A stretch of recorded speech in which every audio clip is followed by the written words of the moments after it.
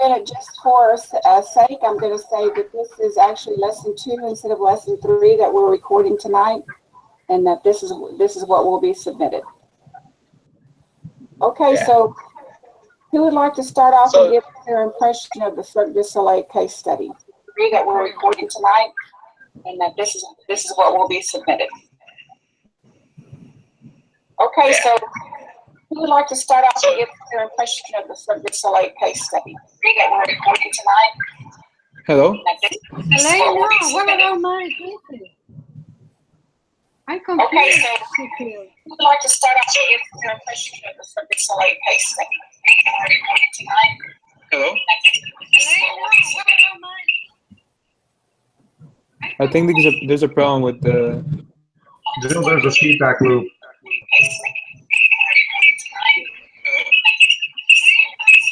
I think Liliana needs to get off and get back on again.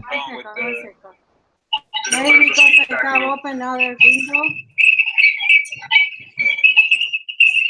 Yeah, Liliana, you might want to mute your microphone. Okay.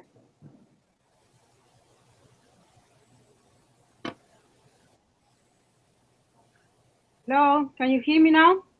Yes, we can hear you. I have 2 windows open, that's why. Sorry. Okay. So does anyone want to start the discussion off with their thoughts on the Cirque du Soleil case study? There's no... Yeah. Go ahead. I don't agree with you. I don't think we need to discuss Cirque du Soleil because this Mary Griffith is due on Tuesday. When we can meet on Sunday? No, this is actually due on Wednesday, but the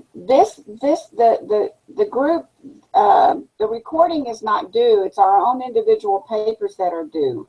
So this itself is not due to turn in. I think we're supposed to, everyone has...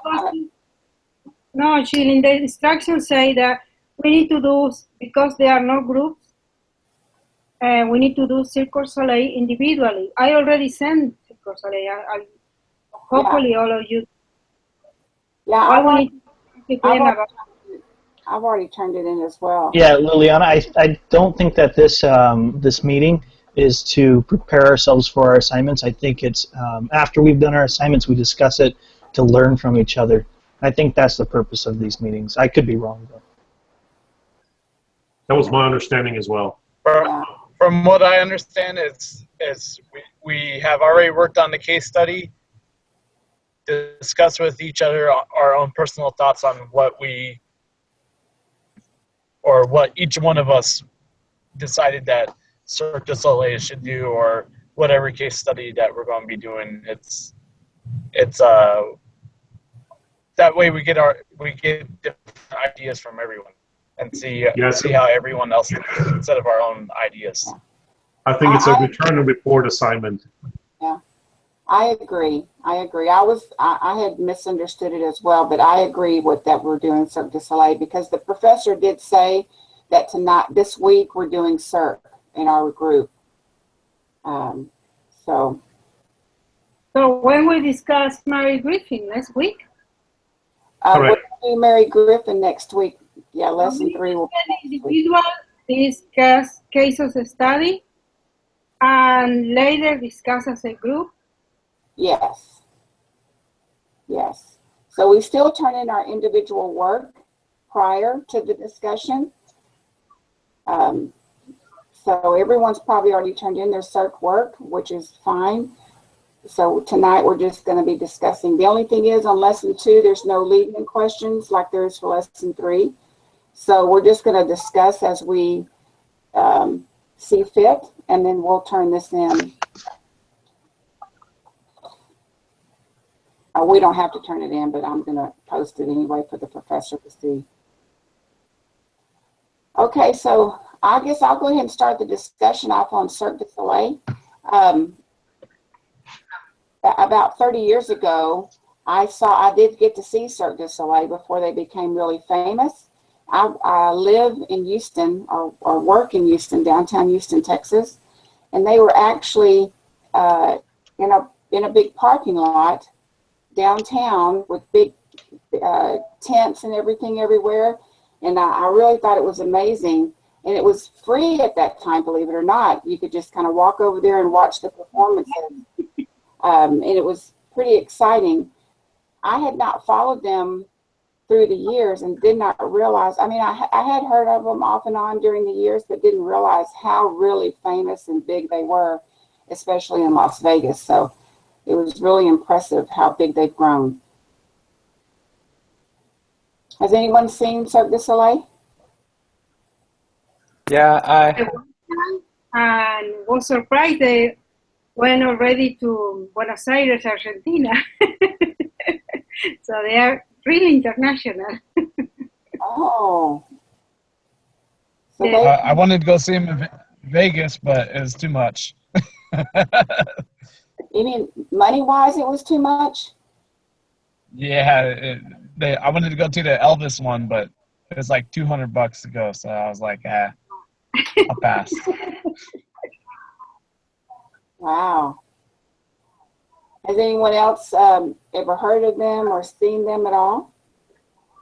No, yeah, never seen I him. went to one of their show when it was about like 10 years ago, I think.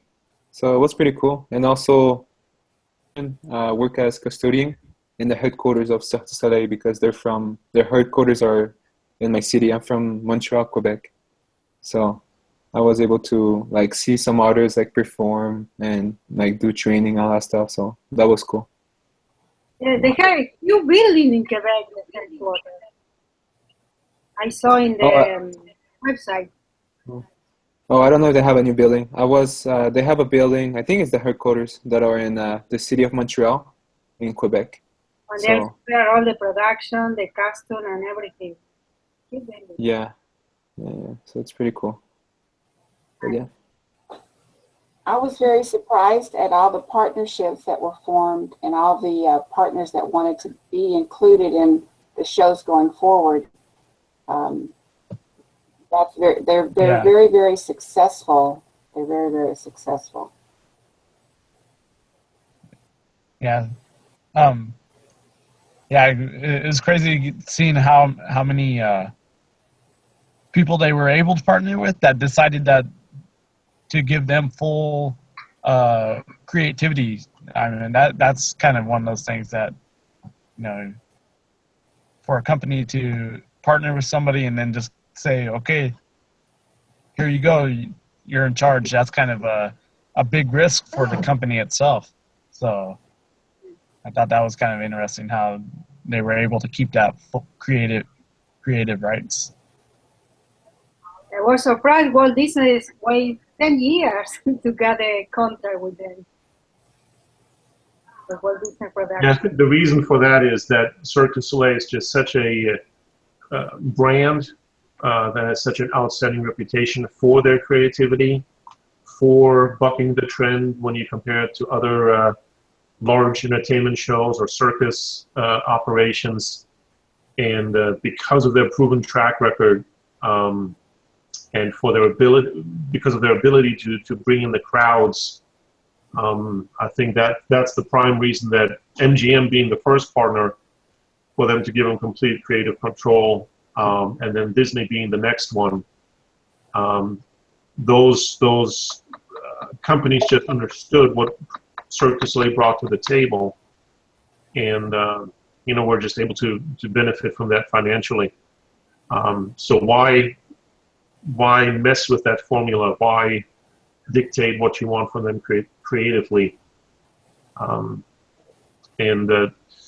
other thing that I thought was really impressive was it La Liberté, when he had that meeting with, I cannot remember who the movie company was.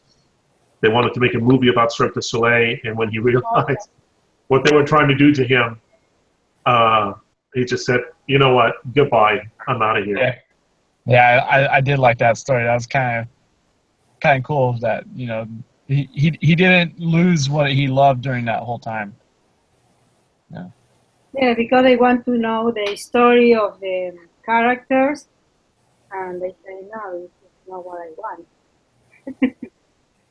Yeah, but at the same time, that case study itself, we kind of learned about how, like what the whole decision should have been, as far as what Cirque du Soleil should do, and talking about how this guy started this because he loved it, and then huge corporation to where you're having all these different shows going on, all these partnerships, and it it almost came to the point, I kind of wrote in my case study that it kind of lost its whole point of what Cirque du Soleil was all about, with the creativity out behind all of it, because how many shows are you going to be able to come up with and still be creative without copying one or another, so that, I don't know what you guys think about that, but Are you, Yeah, are you always gonna making a new show, new performance. They don't stay with one. They have mirrors, they have oh, Yeah, I agree with what you said, Richard. Also, I thought they should try to bring in some more people to possibly help them have a different view on how they present their shows, just to have a different venue, some different ideas. Not quite sure if that's something they would ever want to do, but did someone say earlier that they had done some like country type shows with some country music stars, or they had done some rock and roll shows with like Elvis impersonators? Did I hear that from someone? yes, they have one with the Beatles, Love.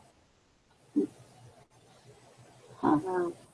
they have like a Beatles themed one, Elvis themed one, I'm from in Argentina. Vegas, right? In Buenos Aires, they're using Soda Yeah. Stereo.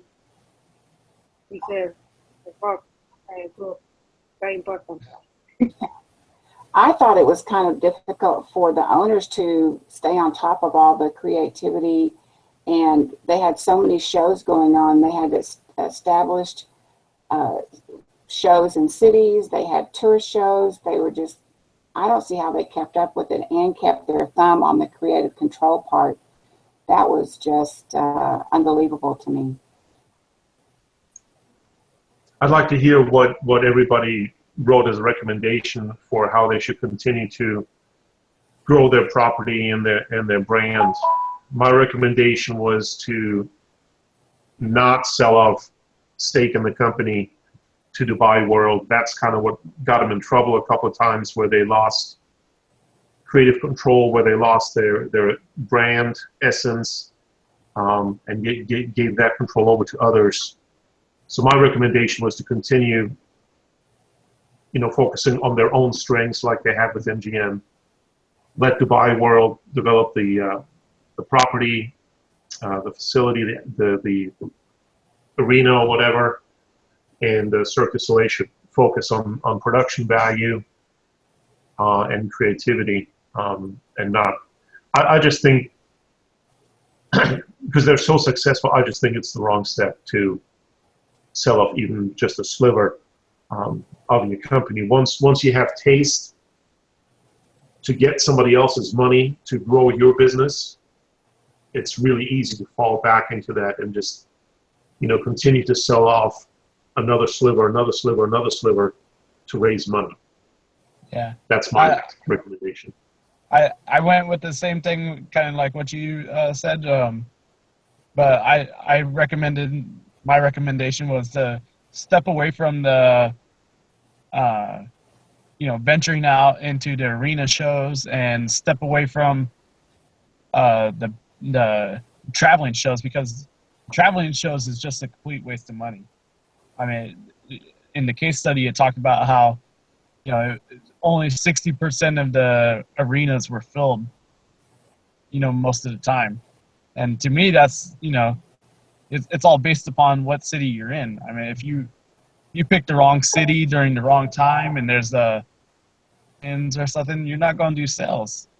and you know, but you know, in a what did they call it? A residency show. You're guaranteed. People are always going to go to Vegas. You know, there's no, you know, and most of the expenses were on the MGM. So, like you were saying, you know, just stick with the residency shows and let the partnerships handle all the tough work, and let Cirque Are du you Soleil, sure? you know, Are you focus sure on that are you sure that the fill rate was only 60% for the traveling shows, or was that the requirement for them to break even? the requirement to break even? But Oh, there you go. 60%, you know, that's, you know, you figure. Do you remember what the requirement was to break even on a residency show?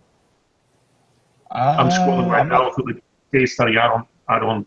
I don't remember if it said or not, but you know, I could imagine, you know, them selling more tickets for a residency show than a, you know, traveling show. But plus, in my case study write up, I also wrote how, you know, it puts a damper on the employees, also the entertainers, you know, Right. being away from home, traveling all the time, you know, doesn't boost morale when, you know, you're always moving around, away from what people love. So. Especially for the kids, they need to bring pictures and everything. On the other hand, you could argue that the traveling shows continue to build the brand and attract people. You know, they see a traveling show, and then the residency shows are completely different. You know, so that would attract more spectators to come to Las Vegas. Where's the other one? Orlando. And wasn't there a third location? Florida, I believe. Yeah, Orlando. I can't remember. There's a seasonal show in New York. Yeah. Oh yeah, New York. That's what I Yeah. thought. The next one is on September 29th. I don't know if I can do it. I like it. My conclusion was it depended on what they really wanted. They kept talking about wanting to continue to expand, and the question was, should they continue to take offers or partners? And so I said they had to make a choice. I mean, either they stopped taking partners and stayed as is so they could keep what they had like they wanted it to be, keep creative control and so forth. But if they wanted to keep growing and wanted to keep taking on partners, there was going to have to come a time where they had to give something up. I just don't see how they can continue to go and have the owners be on top of all that creative control like they wanted. So what I suggested was if they wanted to continue to grow and take on partners, that they would have to put something into the contracts that said that their brand would stay as is and that would not change. And then going forward, they were going to have to let some of that go and let the new partners take over some things. But if they were so worried about the branding that it stayed the same, then put something in a contract that says that they have to keep it a certain way.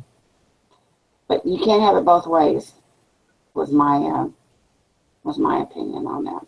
I guess the big problem is it's really costly. You think how much they spend to build all these new theater. They need partners. They need to be able to recover all this investment.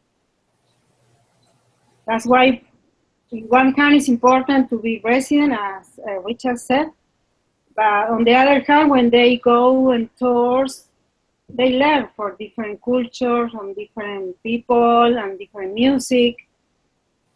And if they are really focused on creativity more than money, I believe it's important to continue to do tours. Because as Mr. Lagerty said, they want to keep the spirit of the circus. And the circus is doing tours all the time. Without animals, but their circle. Is there anyone else who wants to talk about what their conclusion was? Yeah. Well, what I put is, let me just. Well, basically, I didn't get the well, what you guys commented was pretty good, so I didn't really get the case that way. But in a few words, what I understood is, well, first of all, the partnership and management, the structure that Cirque du Soleil had with MGM. Well, it allowed the artists to create without worrying about profits. However, that ultimately gave the opportunity for the Nesbitt circus show. But I mean, I didn't get the case like you guys did though. So yeah. Okay, anyone else? Yeah. I'm sorry. Richard, I finally found it. It's at the end of page 6 and the beginning of page 7. It says that break even for resident shows was 60%, and break even for the traveling shows was 65%. So really a negligible difference. I mean, that's what, 8% difference. Anyways. Yeah, my thoughts on it. I think one important thing that was mentioned is that, excuse me, part of the culture of Cirque du Soleil is that they want to maintain an exclusivity, a sense of exclusivity. And so I think that they, you know, you'd have to look at it, look at all the numbers and kind of measure it really well to know what the cutoff point is. But if they make too many partnerships, if they expand too much, then they lose that exclusivity. People travel to Las Vegas, to New York, to Orlando to see these shows specifically, right? If you have, and it's because it's an exclusive experience. $200 for a show, or more, depending on where you want to sit. It's expensive, and so people go just for that specifically. So if you have too many options nationwide and or worldwide, and you bring the product to the people all over the place, the problem you're going to run into is that that exclusivity is lost, and people aren't going to travel to Vegas anymore, for example, if they can go to it in their hometown, and so they've had that Cirque du Soleil experience. They don't need to travel far distances to go to that again. So if they go too local, if they make too many partnerships, then they're going to lose the profitability that they have in Las Vegas, for example. That show's full all the time, and that's not the case. That wouldn't be the case for if they were to expand too much. So I think it's a balancing act, and I think that this that's kind of a pun too. It's a balancing act, but I think that this company has been really great about that. Anyway, I think it's impressive that their industry and what they do is just so unique. It doesn't compare to a lot of different companies, right? And so for them to make it work as well as they have, I don't know of another circus company that does the kind of volume that Cirque du Soleil does, right? And so I think what they've got going for them is great. They could probably expand to a couple more large destination cities. I think New York's great, Orlando's great, Vegas is great. I don't know where else in the U.S., but you got to keep it sparse. You got to keep it exclusive, and that's what drives people to those shows and keeps them full. So that's kind of my thought on it. I don't think that they should focus any more than they are already on their traveling shows. If they do, I think they should travel more on arena shows than their big tent shows, because the big tent shows just cost so much in manpower. where you can outsource that manpower when you go to an arena or something like that. But yeah, that was kind of my thoughts on it. I think that they need to maintain that exclusivity by not creating too many partnerships and expanding too much, but focus on the experience and expanding what they do have, where they have it, to drive that traffic to those locations. Yeah, that was kind of what I was. I kind of made that point in my case study too. Was that you start creating getting away from making it a household name instead of an exclusive name, and you have everybody just going out and seeing the show in their hometown instead of having to go to a thing. And even the guy, there was a quote. I mean, I don't know the exact quote, but he said, "Hey, like, want to go see that show? Go to Vegas. We're not going to replicate the show. We're not going to have more than one going on at the same time. You have to go to that show." But yeah, also going back to the Big Top thing, the traveling one, that was one of the reasons I said step away from that too, was because it gave the numbers, and I don't have it in front of me or anything, but just to buy the tent itself was like, I think 12 million or something like that. And then on top of that, the trucks and all these other things just to provide one traveling, time. That's a ridiculous amount of money just to where it's going to be available for everyone. And, like I said, Vegas is almost knowing. In Cirque du Soleil, you drive down the strip and there's, you see it. You want to go see it. I would go see it if I had the $200, but but it's Example, you say Israel City, which are performed Cirque du Soleil, and the price goes to $40, $60, $90. I know it's 2008, but because they say that they are level 3, level 2, level 1, so maybe in a small city they are doing something more simple, with less production costs. They price their tickets according to the area that they're in as well. Yeah, they tell the days, the number of shows. They're going to different places. Okay, well, did everyone talk about what they wanted to talk about? Is there any other comments that anyone wants to make? We are the best team. I think I'm good. A good group. Yeah, I'm very happy with our group. Okay, so we've been going at it for, I've got 50 minutes, even though we didn't really get started on, right at 8:30, 7:30 Mountain Time. So I guess we're good. And next week, we're going to meet on Wednesday at 7 Mountain Time. Okay.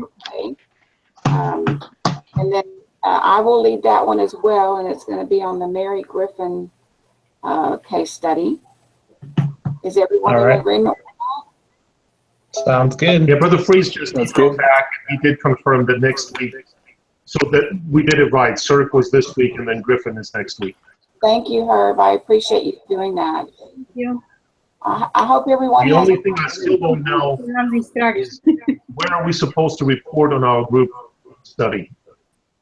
Well, I think it's something that later. I think on the Mary Griffin, we're supposed to turn it in on the 28th. Our individual case study on the 28th is what I. Right, but where are we supposed to report on the group meeting? Well, I want to say that's in the recording. like The recording is what the professor looks at. There's nothing to turn in. Is there? There like a discussion board though too, like Yes, that we can. We're supposed to post the the recording on the discussion board. Okay. Okay. So, I mean, they do give us a list of things that we're supposed to go over and things that I'm supposed to bring up. But there's nothing written that I'm supposed to turn in. Like, I don't know if you've ever done that for another group you were in. I know that we've done it before. But it just says, remember to send a link to the recording to your group members and make sure you put it on the discussion board and make sure the teacher knows about it too. So, and I'm supposed to let our professor know when we're going to meet. So I'll let him know that normally we will meet it on Thursdays, but next week it will be on Wednesdays. And he said he'll be checking in on our groups periodically throughout the semester. It sounds good. Okay. If anybody finds out anything different, share it with everybody else, and we'll just keep in contact via email. That seems to work good for everybody. Yeah, text actually works better for me because I don't ever check my email. So if anybody just text me, that's I'm good with texting too. Is everyone else good with texting? That works. Okay. Yes. That's good. Hope you have a good evening. Good evening. all right. Thank you. Bye. Thank you. Thank you.